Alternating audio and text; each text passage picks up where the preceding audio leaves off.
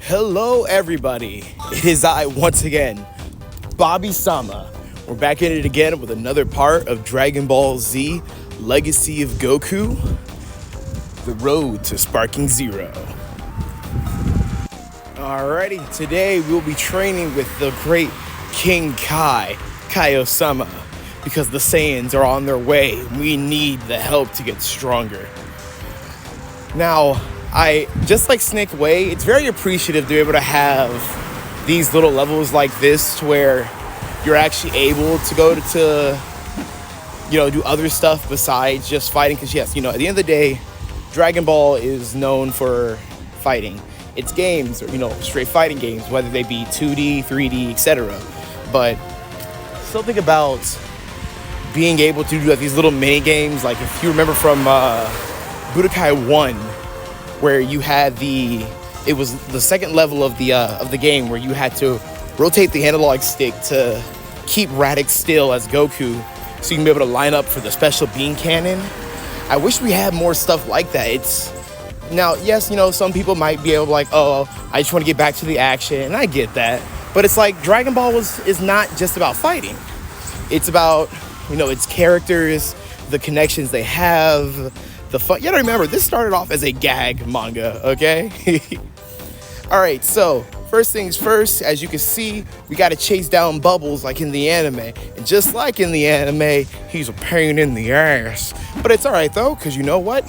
One thing that we can do, we can fly. Now, I love how realistic they keep it to the actual show. You can't fly as fast as you normally can off of the planet due to its 10 times Earth's gravity. So, in my opinion, at least, it works for me. The best thing you can do is try to get him stuck in a corner to where because you have to hit him. It's not like you can just touch his character model and then, okay, boom. No, you actually have to physically hit him. All right, there you go. See, not that hard. Now you actually have to be able to catch Gregory, which I think this is the only game. No, the card game did it too, but the fact that you're actually holding the hammer, that's fire. You don't see anywhere else. You're running around like you're Mario with the. Now, Gregory's a little bit faster than Bubbles. I guess, due to his size, and he's supposed to be quote unquote the fastest thing, but I guess he's never met better before. However, though, in my opinion, I honestly feel like catching Gregory is a little bit easier due to the fact of, with that hammer, your range is just increased. That's right, buddy. Get your little Disney reject behind over here. Get this pop.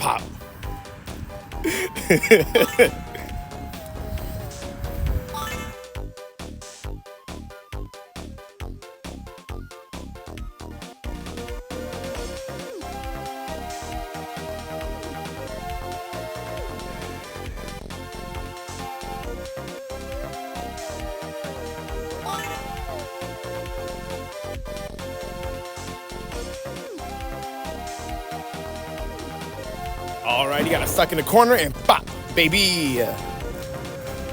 And that right there is completing King Kai's training. Sadly, there isn't any game that allows you to do the off-screen training that Goku did. Did anyone else remember the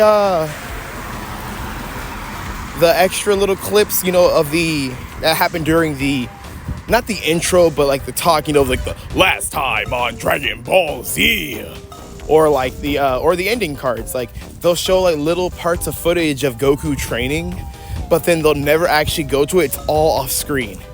And it was it was the moment he was learning the Kaioken, where he was attacking all those different boulders. Well, him and King Kai were, but King Kai got tired because of the fact that it's his technique, but even himself, he has not been able to perfect it. Goku had to. Alrighty, we're back on Earth. The Saiyans, they've killed mostly everybody. We have to hurry and get there before it's too late. But before that, I'm gonna have conversations with both Kami and Mr. Popo. Now, just like with Raditz, there is no going straight to the enemy. we're gonna have to head back down to Earth, and you're gonna go through different locales just like you did in the forest area. However, in my opinion, the little stuff before you get to the boss is nowhere near as bad as when it came to getting Radix wasn't that bad, but you had quite a little bit to take care of before you were able to just get to the boss. But I mean, hey, that's an RPG for you. Actually, let me know down in the comments below, what was your first RPG and what was your first Dragon Ball game? I can't remember off the top of my head, but I'm pretty sure that while not my first Dragon Ball game, Legacy of Goku was my first RPG. Because growing up, I played a lot more of like platformers, fighting games. I think my first Dragon Ball game, it's such a hard memory to try to think of, but it was either between Ultimate Battle 22 or Final Bout. There we go. Now you see this mother trucker, this guy right here, this is the final boss of Dragon Ball Z, the Legacy of Goku. Those Saiyans, later on Frieza, nah, they don't mean nothing to this guy. 3 hours later. Cause this dude just takes damage like a sponge. What were we training for, Goku? What was that all part of? You learned the Kamehameha. It didn't do jack shoot. Now that we are out of the icy cold tundra, which makes no sense because if we're going, by the lore, or at least in my case from Budokai 3, their fight is not that far from the area that Goku lives in, since, the beginning of the fight happens where Piccolo and Gohan were training. So I believe this city is east, and I think they blew up South City, if I'm correct. Well, we have a couple missions over here, nothing too crazy. I think it's actually a little bit less than what we had when we were taking on for Radix. For instance, like that child that we just saved from the polar area. And then, besides that, it's helping out a scientist. But then it's one of the most random things in a Dragon Ball game. We're about to take on some robbers. Some robbers just screwed up a bank, messed up whatever cops they had, and now it's time for the good old Officer Goku to take charge. This right here, you little Dragon Ball yellow bellers, this is what the inspiration of Fortnite with Goku came from. Which is actually kind of funny due to the fact of, in Super, Krillin decides to be a police officer, and then with Gohan being the Great Saiyaman and all, so who knows, maybe they found tribute from this game. But you know what? Krillin ain't got nothing else going on. Oh, he the po-po now.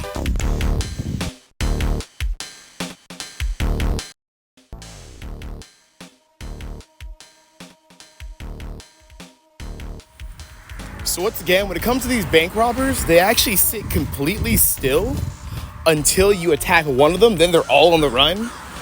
Now, they are some of the most basic enemies. Once again, not as aggressive as the dogs, nowhere near as speedy as the ghosts. I don't even think I would call them the crabs, because while they could take some damage, and they do hit with some decent damage, they're more of, lack of terms, like they're actually trying to get away, you know what I mean? Like, they set up the NPC to kind of like a robber trying to get away from the cops, and they will attack if necessary. If you have them in a corner, they can hurt you. Even though they have guns, it's a melee attack. Now, where was I? Oh yeah. Werewolf! You're the master guy! Guess what? Officer Goku don't take no prisoners! I am your executioner! And that is another one that bites the dust. Alrighty, I'm gonna take my herbs. Then I think we have just one left. That little mother truck trying to head back towards the hills. Not on Officer Goku's watch. Oh shoot, I actually got two. That's fine. Let them bodies hit the floor. You see what I mean? This game hypes up the fact that the Kamehameha is a stronger move than just regular ki blast. And the fact that when you have this thing fully charged up, you know, they actually have Goku say Kamehameha. But I swear it doesn't do that much more damage. Or at least from what I'm seeing. It's like at this point, you're better off just using the ki blast because it take up less energy. You can be able to hit multiple times because the Kamehameha doesn't do like what it does in later games to where not only does it cover the whole screen, but at the same time, it doesn't do chip damage. They can't be consistently hit with it. Once the Kamehameha strikes, that's all the damage is doing. So if you were to go power that thing up to the max power of a Kamehameha, guess what, Buster? You just used half of your energy that you had to not only take the time to charge, but now you only did not that much damage in a regular ki blast. Don't get me started if you miss. Now you out here just wasting energy. And what you gonna do? Go in for a melee fight? Not in Legacy of Goku. So now the city is saved. We're almost to Vegeta and Nappa and the guys. So all we have to do now is just cross through this military base that they have just on the outskirts of the battlefield, which I'm pretty sure Nappa destroyed. But then again, that was more of the military ships and airplanes. It's very interesting that they put this in the game in the first place due to the fact that nothing's really going on here. I mean, I believe that you may be able to grab some herbs at most and talk to maybe like an NPC or two. But besides that, this really has no reason to be here except for, I guess, in a way, world building. And now we are finally here to save. Oh my God, it's only Gohan and Krillin. You know, in a way, this kind of makes sense of why it took Goku so long to get back. Decided instead of just taking the Nimbus straight through like we did at the beginning of the game, we'll take a nice little stroll, see what I can be able to find, see what I can take care of. And now look at you, Goku. All your friends are dead. Well, besides, you know, your best friend and supposedly your son. But all right, we're gonna head up here. Here goes Nappa and Vegeta. Go ahead and talk to Vegeta for a second. Talking about, oh, he ain't got time for us. Go ahead and talk to Nappa. Jit. However, talking to Nappa's gonna start the fight. So I'm gonna go ahead and leave it here. Leave a like and comment, and I'll see you guys next time for the battle, baby.